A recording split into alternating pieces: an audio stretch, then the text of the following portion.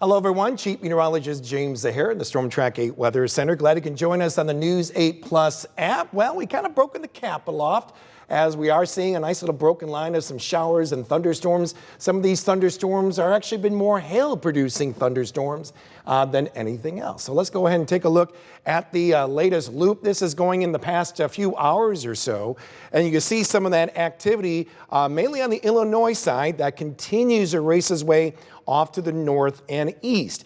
The red boxes that you see there, this is new, tornado watch out until around 10 p.m. But I don't believe it's going to be a real concern for us, at least when it comes to our viewing area, especially when it comes to some of the activity that we've been noticing on the radar itself and how fast they're moving. We do have a couple of severe thunderstorm warnings going on across the area.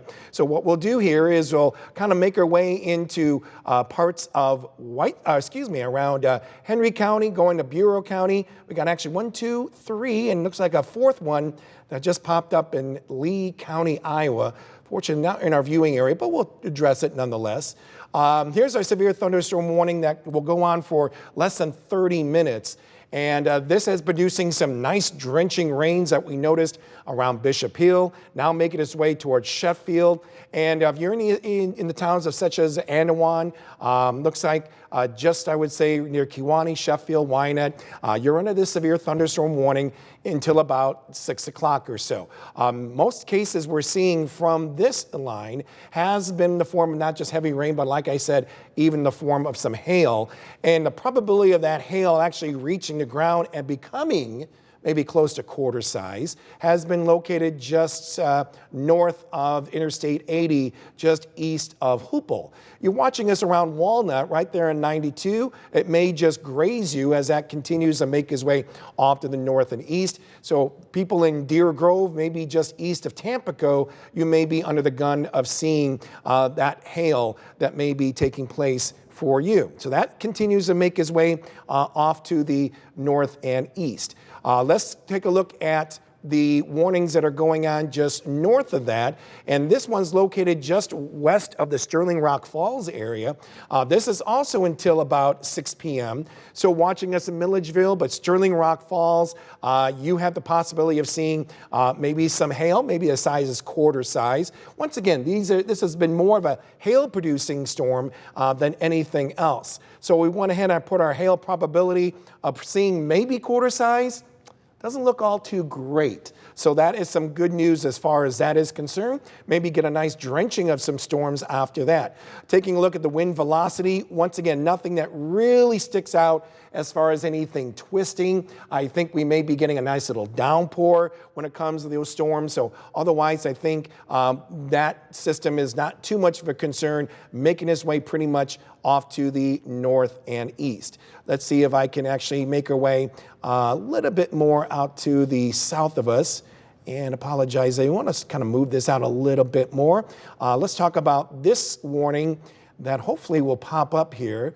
It doesn't look like it's going to, but I wouldn't be surprised if this polygon that we see in southeastern Whiteside County also is probably until about 6 p.m. And we kind of addressed that as far as the hail is concerned. So once again, if you're watching us in Tampico and watching us in Deer Grove, there's Tampico, there's Deer Grove, you may encounter some of that hail that could potentially be close to quarter size. And when we talk about quarter size hail, that's certainly enough to maybe produce a little bit of some dents on the car if you have the car parked outside. So just keep that in mind. Otherwise, this is a good drenching storm that continues to make its way off to the north and east. So once again, it's really being focused more on the county of Bureau, especially just around along the I-80 corridor and points northward. So likely this polygon that we see looks like just west of Princeton itself could very likely extend into northern Bureau County.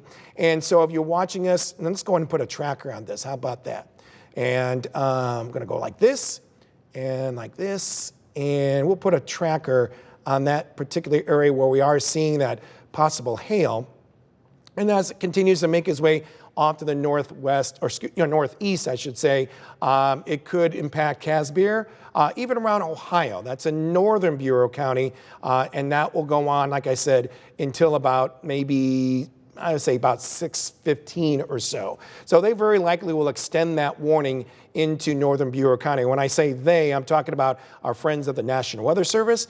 They're the ones that actually issue the warnings in our viewing area. And keep this in mind, there are moving these storms that we're seeing here, these two particular that we are seeing are moving very quickly off to the north and east. So I would say maybe right about the time we start our 6 o'clock newscast, these storms will be pretty much out of our viewing area and things will be looking a lot calmer as we head after that. I'll go ahead and see if I can actually get let me see if I can get the query on for that particular warning that we see just around, see if that will pop up here for me. There we go. Even though it's not in our viewing area, Lee County, Illinois, I know we have some viewers out there, all quiet for you, but this severe thunderstorm warning is until 6:30, and you may have a better chance of seeing maybe some slightly larger hail. It can actually be maybe close to golf ball size, so keep that in mind. If you're watching us in East Grove or Amboy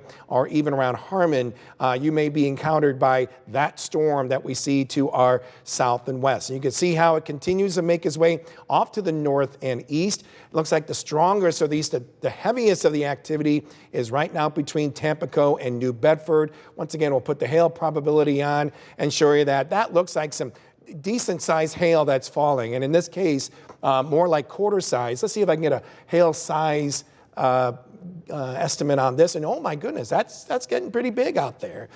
Some pretty good size hail. You can see on our legend, very on the top of the screen there.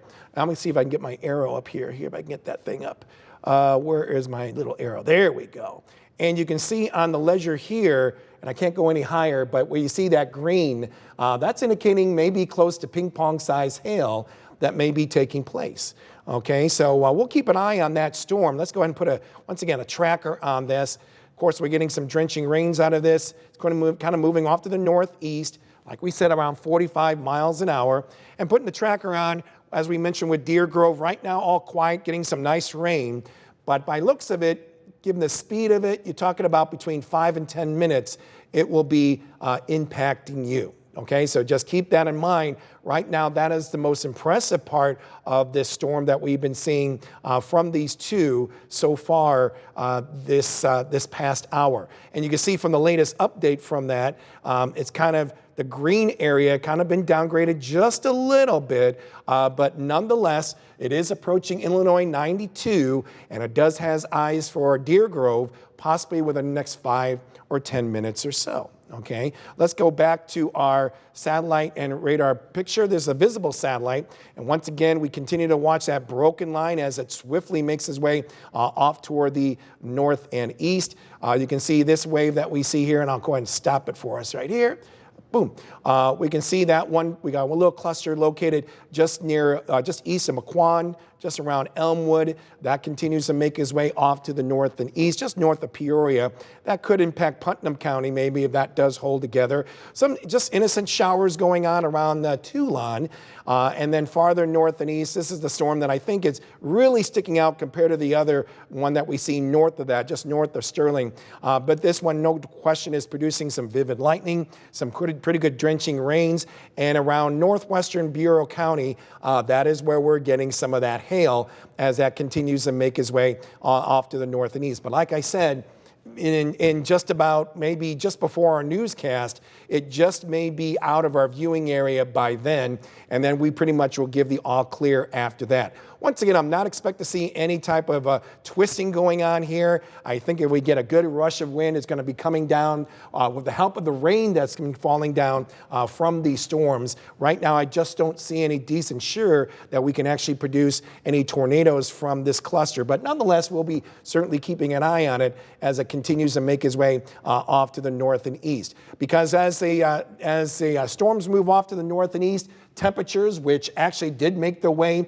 in the 90s, lower 90s in most of our hometowns, are going to be cooling off very slowly as we go through the early evening. I went ahead and I put our little boundary where that cold front is, and look at the drop in temperatures that we're already seeing. And already got as high as 93 degrees in the Quad Cities this afternoon. Now we're down to 87, and even cooler numbers still the farther west as you go, around Muscatine, even around Iowa City, seeing those temperatures already down around the lower 80s. So once again, if you're watching us east of our viewing area, east of the Quad Cities, I should say, in eastern portions of Whiteside County and even in Bureau County, you still got another, half hour or so to go before things begin to calm down. I understand that we have a camera out there around Sterling Rock Falls. Yeah, they're getting some rain right now. Visibility actually looking pretty good. Might be noticing a little lightning out there in the distance. But other than that, the only concern that we have for areas right around Sterling may be a little bit of that hail as we have been addressing for you in those areas. In fact, I'll go ahead and get the latest satellite and, the radar out right around Sterling itself. And here we go. I'm going to make my way right into Sterling.